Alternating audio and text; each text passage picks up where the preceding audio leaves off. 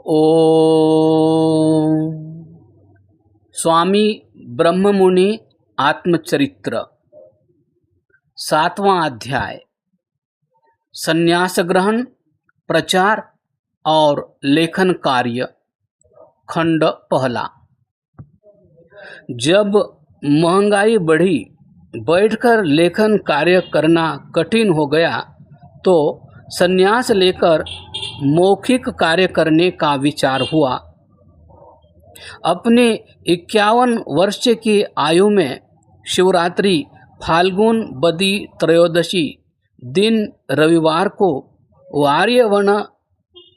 आर्यवाणप्रस्थाश्रम ज्वालापुर में वैदिक विद्वान श्री स्वामी वेदानंद जी तीर्थ से संन्यास की दीक्षा ली।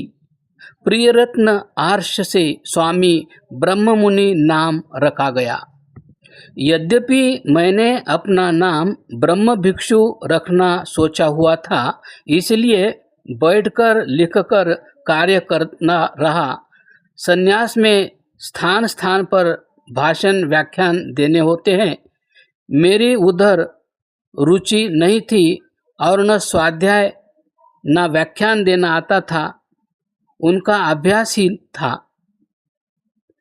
सोचा, तुमने तो कदाचित भिक्षा मांगकर निर्वाह करना पड़े, या यथा कर्म तथा नाम होना उचित है। ब्रह्म अर्थात ईश्वर प्राप्ति और वेद ज्ञान के लिए भिक्षु बन रहे हो, अतः ब्रह्म भिक्षु नाम ठीक है। परंतु स्वामी जी ने इसे स्वीकार न किया, ब्रह्ममुनि नाम रखा। ब्रह्म, ईश्वर और वेद को मनन करने वाला अर्थ दर्शाकर यह नाम रखा।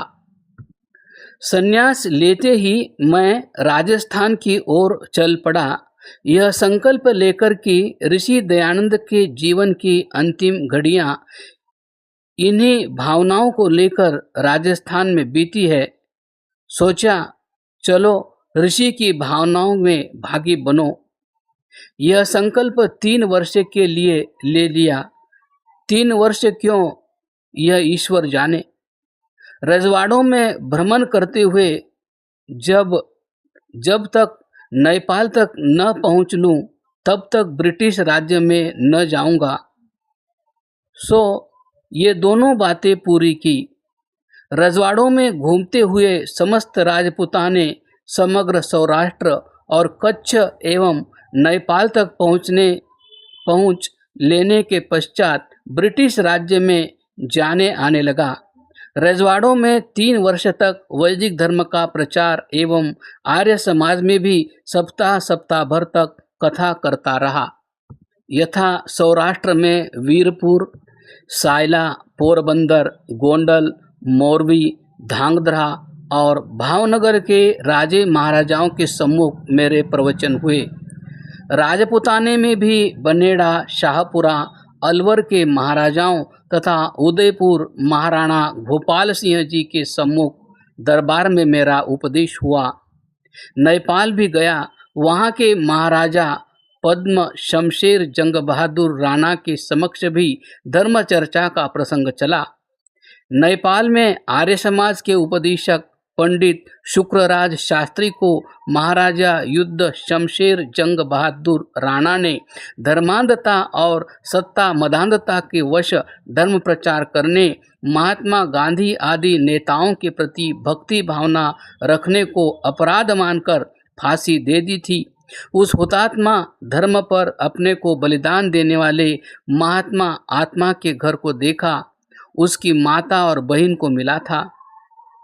नेपाल में यद्यपि छिपे हुए 2-1 आर्य समाजी थे। मैंने उनसे कहा कि आप अपने घर में मेरे भाषण रखो। उन्होंने मना कर दिया। उन्होंने बताया कि यहाँ भाषण देना या सत्यार्थ प्रकाश रखना अपराध माना जाता है। वहाँ एक प्रिंसिपल से मिला और भाषण रखने को कहा। उन्होंने भी मेरा भाषण राज्य भय के कारण न रखा। वहाँ भोजन का कष्ट था। जालंधर की एक लेडी डॉक्टर से मिला। वह आर्य थी। उसने कहा कि जब तक आप ठहरे मेरे यहाँ भोजन करते रहें, परंतु आर्य समाज का नाम नहीं लेना। वहाँ कोई वस्तु तौलकर नहीं मिलती, छोटे बड़े बर्तन में माप कर ही देते हैं। नेपाल में एक बहुत लंबा रज्जू मार्ग है, उस पर नीचे से माल आता है, उस पर माल लाने में सस्ता पड़ता है।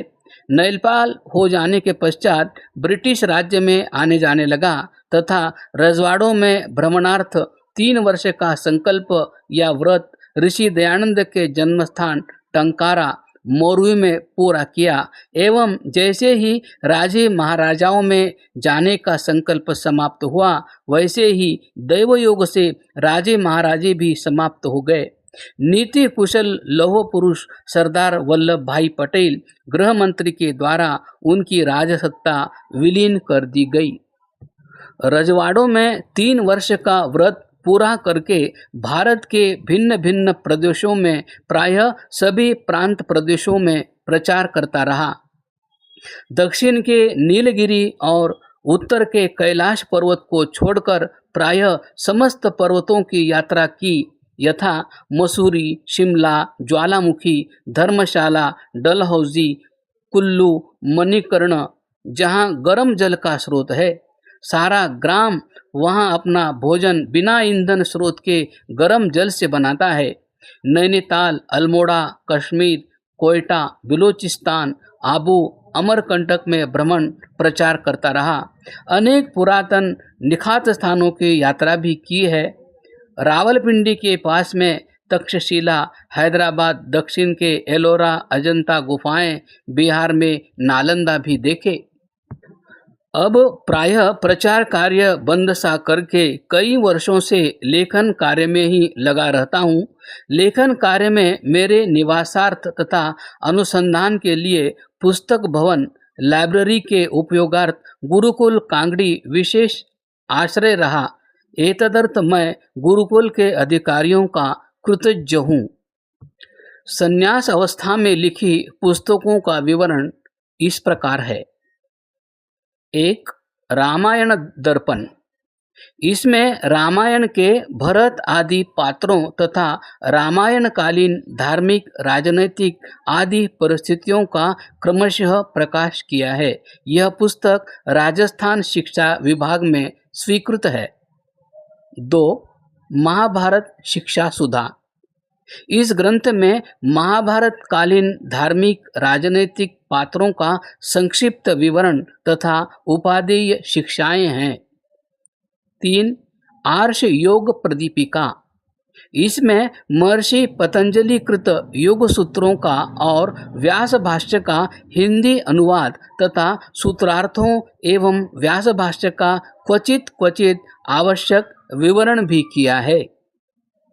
4. उपनिषद सुधा सार। इसमें ईश, केन, कठ और मांडुक्य उपनिषदों की हिंदी व्याख्या है। 5. वैदिक राष्ट्रीयता। 6. वैदिक ईश वंदना अर्थात ऋग्वेद के 2 वरुण सूक्तों की व्याख्या। 7. वैदिक योगामृत। अहिंसा से लेकर समाधि पर्यंत योगांगों का वेद मंत्रों द्वारा प्रतिपादन एवं वैदिक संस्कृति का प्रदर्शन है। 8. दयानंद दिग्दर्शन। ऋषि दयानंद के जीवन पर क्रमबद्ध विविध उपयोगी प्रकाश डाला है।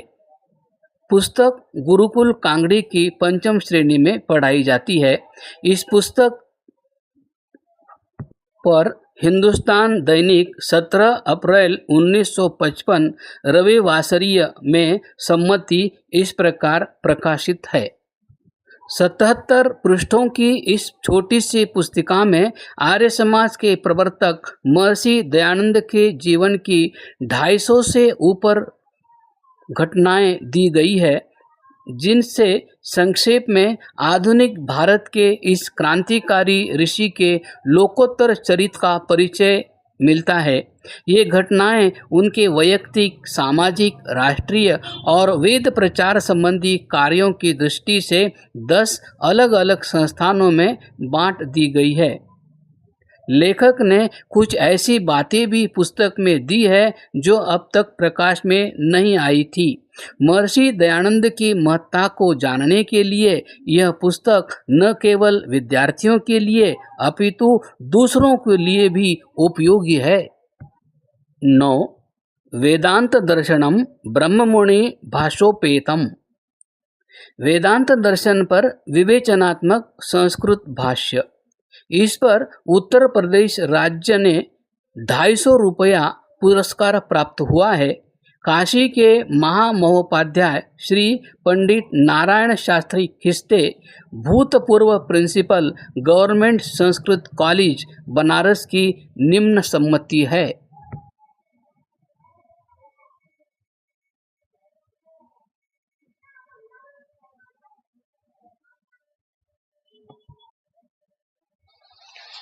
भवत्सङ्कलितं वेदान्तदर्शनं मया आमूलचूलं सम्यक् दृष्टम्।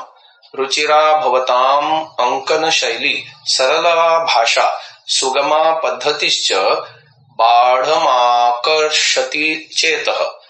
विचारधारा प्रायो नवीनेव।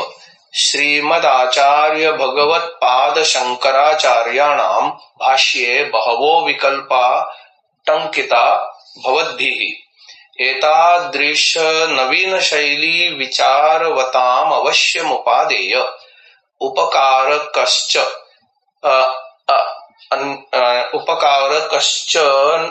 ग्रन्थोऽयमिति मे सम्मतिः। प्राचीन विचारानुगा अपि यदि ग्रन्थमिममालोचयेयुः अतियोगी विधया तदा तेषामपि स्वमत दार्ढ्याय ग्रंथोऽयम् उपयुक्तो भवेदिति। हस्ताक्षर ना शा खिस्ते शर्मणः।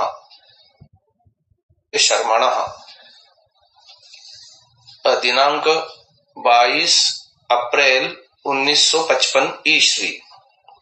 विद्वद्वर श्री आचार्य स्वामी आत्मानंद जी सरस्वती की सम्मति।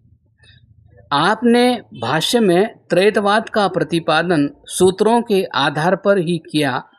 शांकर भाष्य की समालोचना भी व्यास सूत्रों और आर्ष ग्रंथों के आधार पर ही की है। मैंने इस भाष्य को आद्योपांत पढ़ा है। मुझे यह लिखने में कोई संकोच नहीं कि आप अपने सिद्धांत स्पष्टीकरण में सर्वथा सफल हुए। आत्मानंद सरस्वती, आचार्य दयानंद उपदेशक विद्यालय, यमुना नगर, दिनांक 18 जुलाई 1954 ईस्वी। संपादक विश्वज्योति साधु आश्रम, होशियारपुर की सम्मति। भारतीय दर्शनों में वेदांत दर्शन का प्रमुख स्थान है और उस पर विरचित विभिन्न भाष्यों में आचार्य शंकर कृत भाष्य का, साथ ही आचार्य शंकर ने मतभेद रखने वाले जिन अनेक विद्वानों ने इस प्रमुख दर्शन ग्रंथ पर अपने अपने भाष्य लिखे, उनमें आचार्य रामानुज और मध्वाचार्य सर्वप्रसिद्ध है।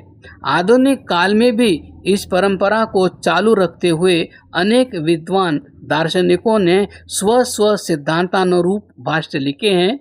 इसी परंपरा के अनुरूप प्रस्तुत पुस्तक के विद्वान भाष्यकार का यह सत्प्रयास है। इसमें महर्षि व्यास के मूल सूत्रों के अर्थ पर अपने भाष्य को केंद्रित रखने का विशेष रूप से यत्न किया गया है। स्वामी जी के विचार में वेदांत दर्शन त्रैतवाद, ईश्वर जीव प्रकृति का प्रतिपादक ग्रंथ है, जबकि मध्वाचार्य द्वैतवाद के, आचार्य रामानुज विशिष्टाद्वैतवाद के और आचार्य शंकर अद्वैतवाद के सिद्धांतों का इन्हीं सूत्रों से प्रतिपादन करते हैं। दर्शन साहित्य में रुचि रखने वाले संस्कृतज्ञ विद्वानों के लिए पुस्तक संग्राह्य है। इस सुंदर भाष्य का हिंदी अनुवाद करने के लिए विद्वान लेखक महोदय से हमारी सानुरोध प्रार्थना है। वेदवाणी संवत 2012 में संपादकीय संपत्ति। यह पुस्तक वेदांत का संस्कृत में भाष्य है। शांकर भाष्य से सर्वथा भिन्न वैदिक सिद्धांत के अनुसार सूत्रों का सोपज्य अर्थ किया गया है। यह निश्चय है कि शंकर के पहले भी वेदांत का कुछ अर्थ तो रहा ही होगा जो सूत्रों के आधार पर ही हो सकता है। यह भी सत्य है कि जो कोई भी सूत्रों के अर्थ स्वोपज्य अर्थात अपनी बुद्धि व स्फुरण के आधार पर करेगा उनमें परस्पर भेद अवश्य रहेगा जो अनिवार्य है। सो उक्त स्वामी जी ने बड़े साहस का काम किया है। इनमें किए अर्थों आदि के विषय में विद्वानों का मतभेद रहना स्वाभाविक है। बड़ी योग्यता और परिश्रम से यह भाष्य किया गया है।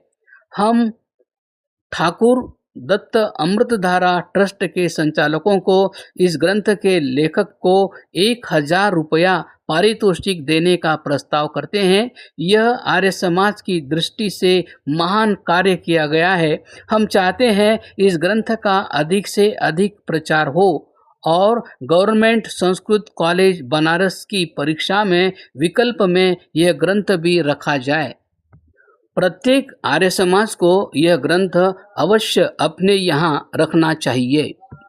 10. सांख्य दर्शनम ब्रह्ममुनि भाष्योपेतम। सांख्य दर्शन पर विवेचनात्मक संस्कृत भाष्य। इस पुस्तक पर उत्तर प्रदेश राज्य से ₹400 का पुरस्कार प्राप्त हुआ है। काशी के महामहोपाध्याय श्री पंडित नारायण शास्त्री किस्ते भूतपूर्व principal government Sanskrit college Banaras की निम्न सम्मति है।